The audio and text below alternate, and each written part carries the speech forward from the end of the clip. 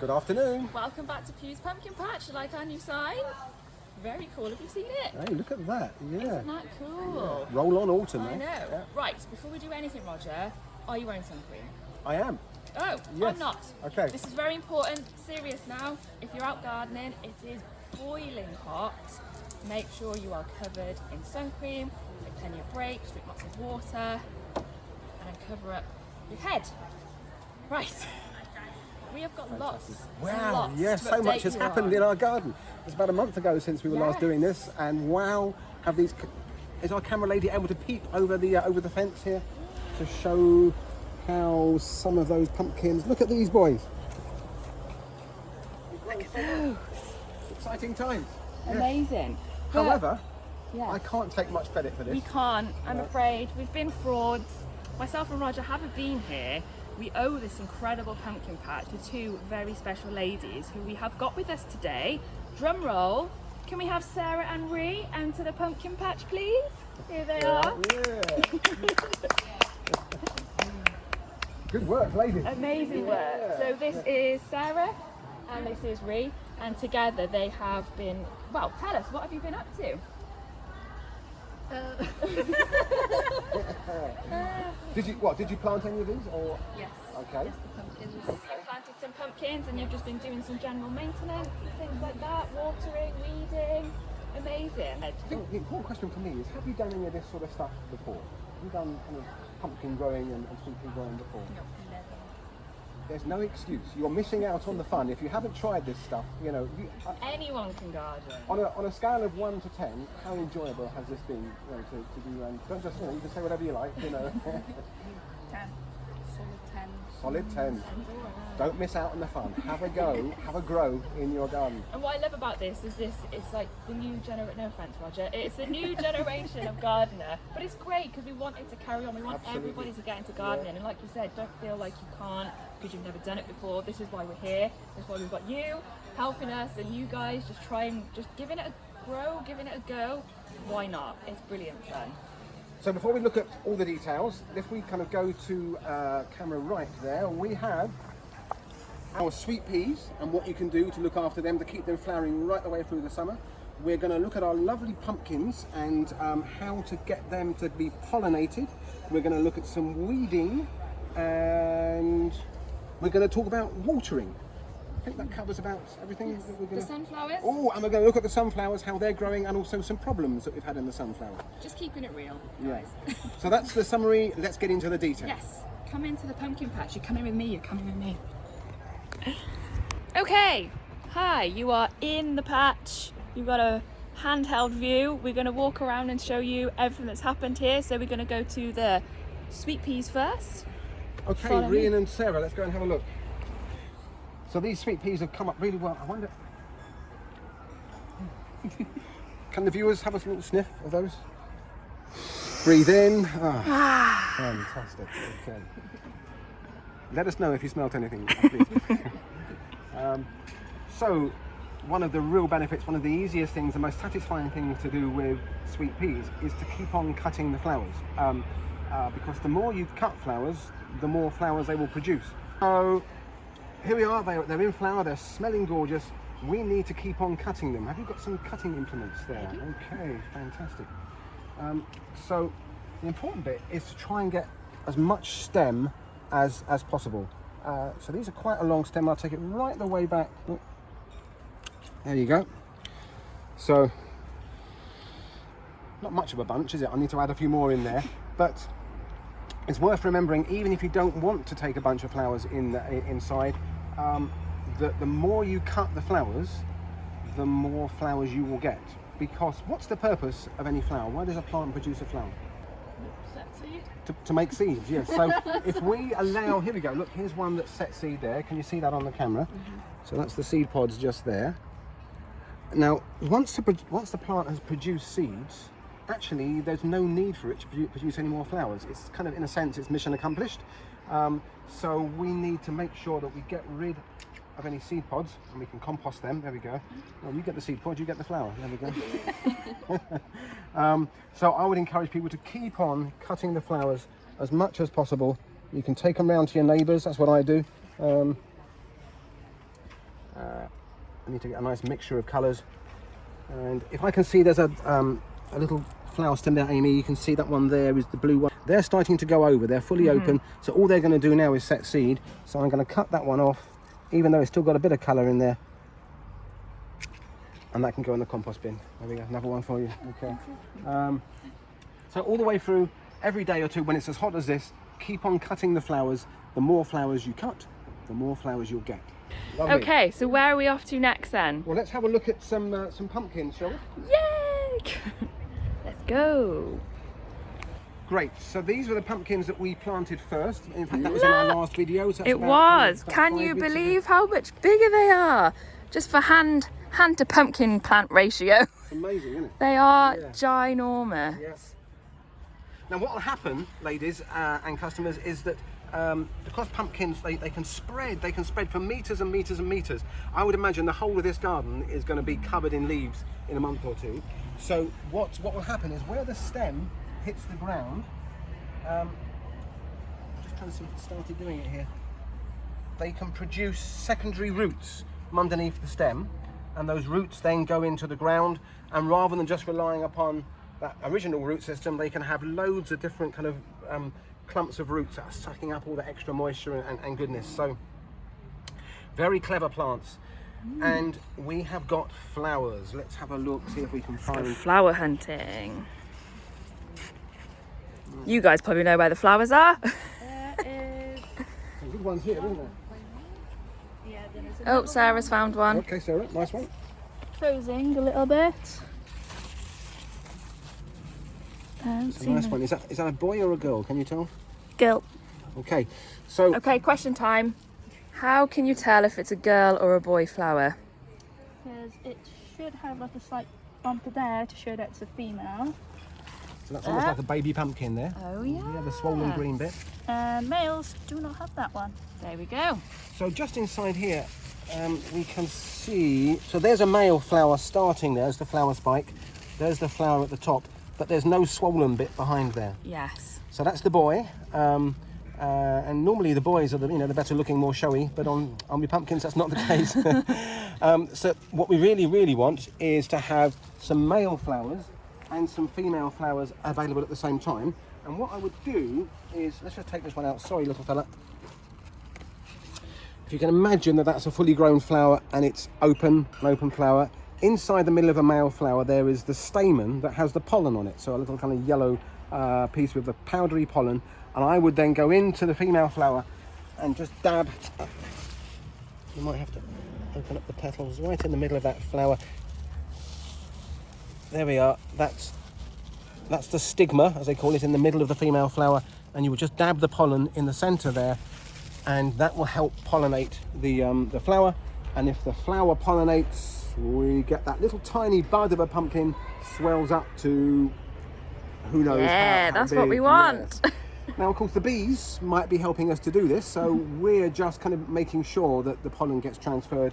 And in my experience, perhaps 1 in every 2 or 3 pollinated flowers swells up to produce a nice big pumpkin.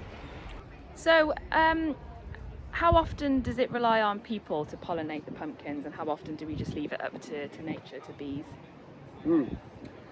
I guess that's up to you. I would say that I would hope that in a few weeks' time, when we've got pumpkin plants everywhere, these are really grown, and so rather than just having 1 or 2 flowers, we might have 20 or 30 flowers open at any one time. Plus, of course, we've got another 20 plants over on the other side of the fence.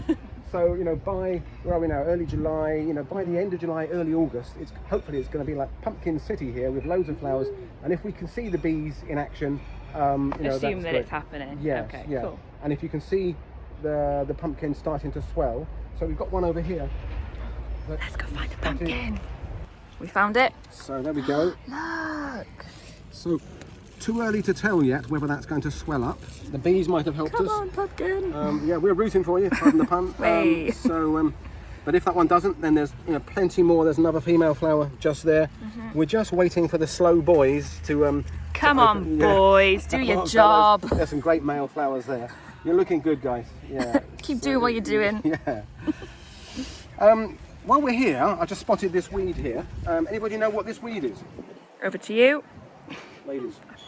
I don't know the name. Okay, it's mare's tail, horse's tail sometimes called, and it's a. I've seen those in my garden. They can be a real pain. They can really take over, and they can be quite hard to get rid of. Now, of course, when it's growing amongst, there's some more weeds there. When it's growing amongst plants, you can't use a weed killer there because you end up killing the pumpkin. So with most plants, you know, you want to try and get the root. I've just done exactly what you don't want to do. That's the wrong way to do it. I've just pulled up a bit of a dockweed there and I've left the root in the ground. So don't do that. What you need to do is to maybe get a little trowel so you can dig around and get the root out as well.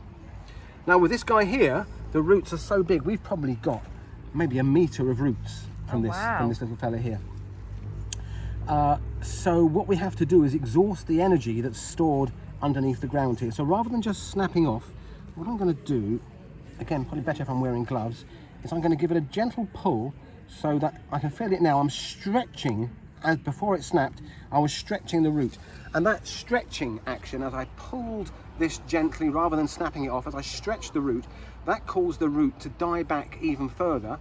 And then if you can imagine, if it's gone from being above soil level, we might have pulled it off and taken it down to there, but by stretching, I've taken it down, maybe killed off the root to maybe a couple of inches. And so now the plant has got to use up energy in the dark to get back up into the light. As soon as it gets back into the light, it's storing energy from the sunlight.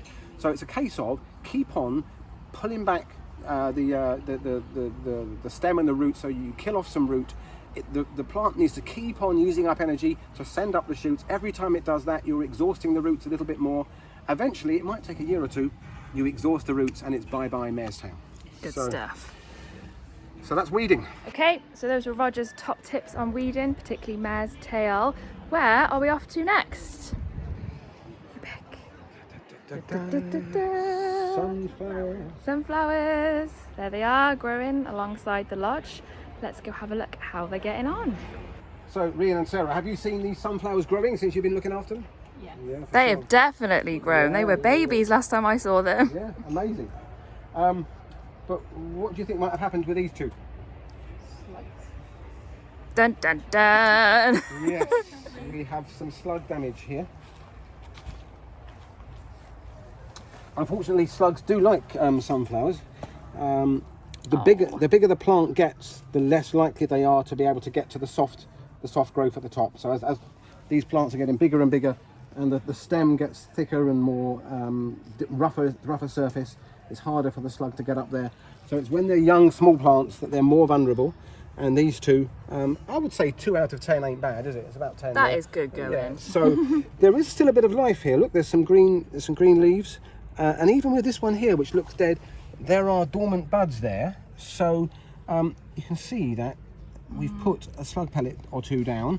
Now, there's a lot of concern about slug pellets, and we understand that, and we support the move away from the old style of slug pellets. We're now using organic slug pellets, which is safe, you know, with wildlife and everything else.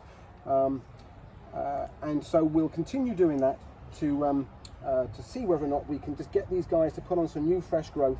We may yet get some flowers out of those rather poorly looking sunflowers. Gardening tip: never give up. Never. Never give up. As Roger mentioned, we have got a lot of sunflowers. I think we should go and show them our giant sunflowers. Oh yes, over on the other side. Yeah, they're corkers. Definitely, Yeah, they yeah. are huge. Yes, so if you weren't aware, our pumpkin patch is in 2 parts. So we've got 2 gardens full of pumpkins and sunflowers and sweet peas and nasturtiums that Sarah and Ree have been very, very busy keeping on top of. So we're just making the way now behind the woodland lodge over to the second pumpkin patch, which is very exciting. So we're just coming through now. So yes, welcome to patch number 2 with more pumpkins and more sunflowers, which I'm going to show you now. Here we go. Look at the size of these. Do you want to stand next to them so we can height compare these fabulous sunflowers? Look at that. They're growing amazingly well. Amazing. I'm guessing this is a different variety. Yes, we planted a few, didn't we? Yes, yeah. And interestingly, what I can see here is that this variety, as well as having good growth on the top, it's got side shoots coming. So some sunflowers, you just get the flower at the top of the plant, and that's your lot. This one of my favourite varieties. These sorts of varieties, where as well as getting and I think it's going to be up here somewhere, the main flower, you get lots of secondary flowers which can keep the flower show going into the autumn, something like that. So I'm really looking forward to seeing this in the autumn, and I do hope our viewers will kind of keep in touch with us, because by September we're hoping that we're going to have sunflowers in flower, and we're going to have big yellow and orange pumpkins all over here, and we've got a scarecrow coming, have we, sometime soon? Yeah. We have, yes. Yes, we have indeed. I don't know if you remember, in our last video we announced the winner of our Scarecrow competition, and we have it on good authority that our very clever visual merchandisers are working their magic as we speak. So yes, by the next time we're here we will have our Scarecrow to show you. Our visual merchandisers, are they a bit like elves? They're something. They're from a different realm, because they are so incredible and clever, and I don't know how they do what they do. But they are currently bringing a Scarecrow to life. Fantastic. Go figure. What we need is, can they do one for slugs as well? A scare slug. I'll ask the question. How good are they? Yeah, but yes, so definitely we've got lots still to come, and this is just the beginning.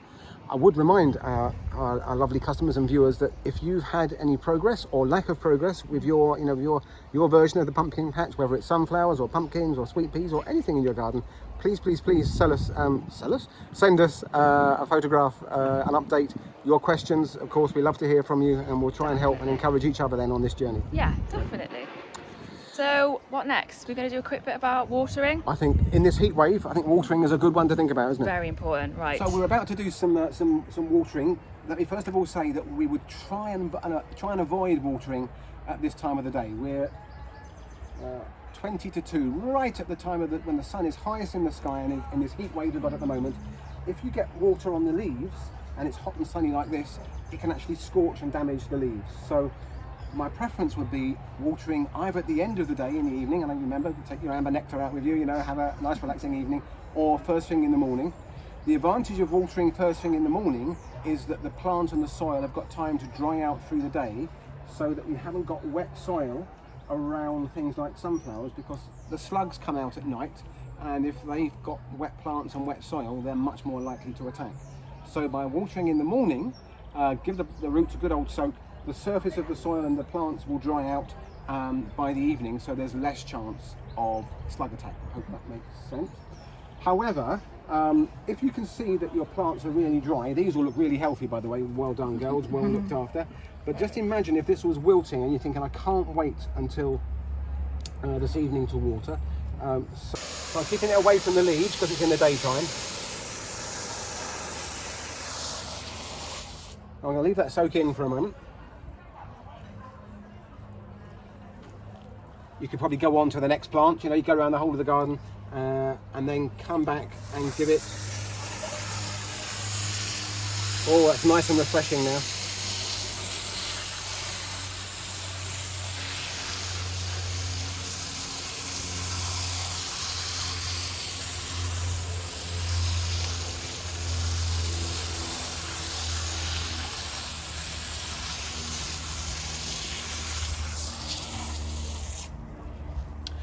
Obviously, we would go all around the plant. We've done some hand watering there. What I would suggest is if someone's coming in nice and early in the morning, they can put a sprinkler on here and leave it on maybe kind of 8 o'clock for half an hour, and the whole thing will get done automatically with I'm giving you the action here, with an oscillating sprinkler. Now what we need then is an oscillating sprinkler.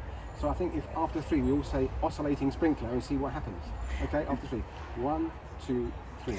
Oscillating sprinkler. It's those elves again, isn't it? So, folks, if you haven't seen one of these before, they are brilliant. And they're supposed to be for watering plants, but as I was picking it up off the shelf, I remembered as a kid running around in the garden, jumping through the spray, and lo and behold, that's what they've put on the picture on the front, is children jumping through the spray. So, great fun, and you could put this in the middle of the bed, connect. So the magic with these kind of hose systems is I can disconnect. I'm glad that was turned off then, otherwise and you can click that onto the... Whoa! There's a blooper. Thanks, Roger.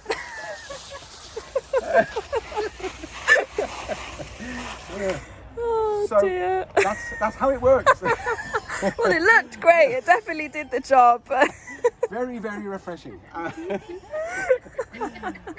Dear. Completely unrehearsed. Yeah. So $23.99. I don't know how we do it, and they are brilliant. And then you haven't got to worry about getting the just do it first thing in the morning. Oscillating sprinkler, and your plants will grow, your pumpkins will swell up, and your children will get soaking wet. Perfect.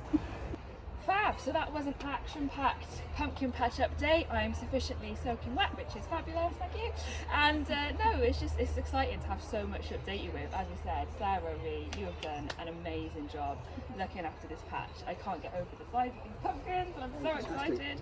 But yeah, I hope you found that useful. Thank you so much, Roger, for all your top gardening tips. And the free shower. And the free shower, yes. Amy, I've just asked the girls if they want to kind of give us their kind of final summary comments from their experience of gardening for the first time. Yes, so, please. Ree, what would you say? I would say that gardening is a lot of hard work, but it's also really important to enjoy the efforts that you put in. Fantastic. Sarah, what would you say? And it's really therapeutic after like a really stressful day to just de-stress. De-stress in the garden and have a shower. Absolutely. That is the power of plants. That's why we're doing what we're doing. So happy to have you on board. And you all at home, please keep doing it, keep gardening, just keep giving it a grow. And join us next month to see what other magical things have sprouted, including a scarecrow. Fantastic. Woo. Bye. Bye.